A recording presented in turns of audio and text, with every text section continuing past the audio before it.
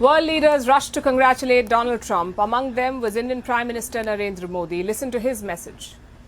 As you build on the successes of your previous term, I look forward to renewing our collaboration to further strengthen India-US comprehensive global and strategic partnership.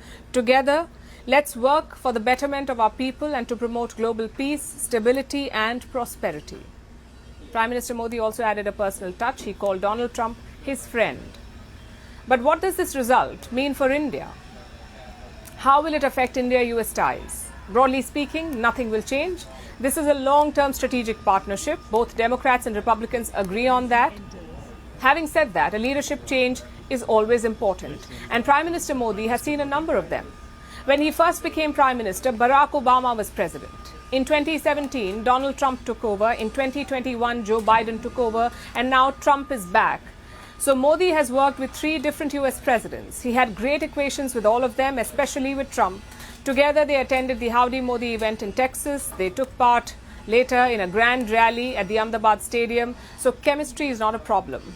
Trump is a known entity in New Delhi, which brings us to policy. Donald Trump has promised a tariff on all imports, which includes Indian imports.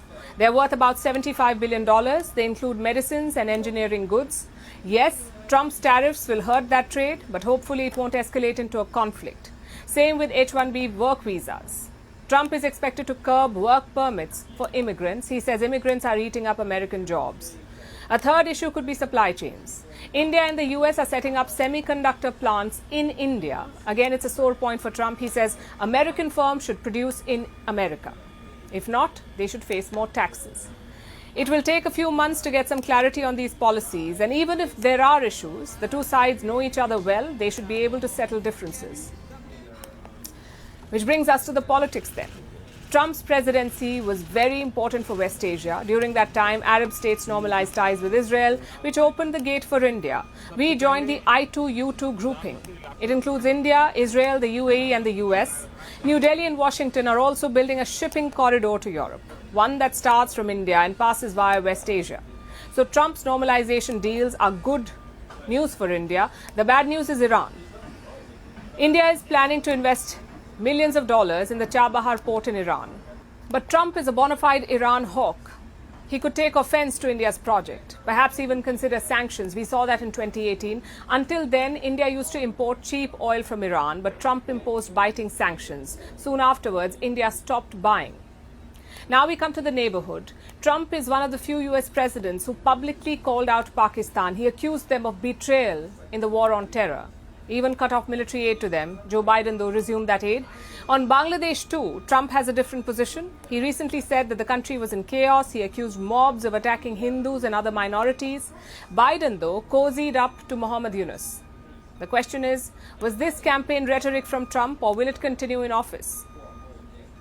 India will be hoping it's the latter, that it will translate into policy. And finally, we have China and Russia. Trump had a stable relationship with Vladimir Putin. He even pushed for reinstating Russia in the G7, which is good news for India again. A stable US-Russia relationship means no more tightrope walks for India. And with China, Trump has been aggressive. He will be aggressive. He was president during the Galwan clashes in 2020. In public, he offered to mediate, but his officials criticized China's actions. So lots of variables to consider, but unlike Russia or China or the West, New Delhi won't be thinking too much about this change of guard. And that's not a reflection on Trump. It's a reflection of India's geopolitical position.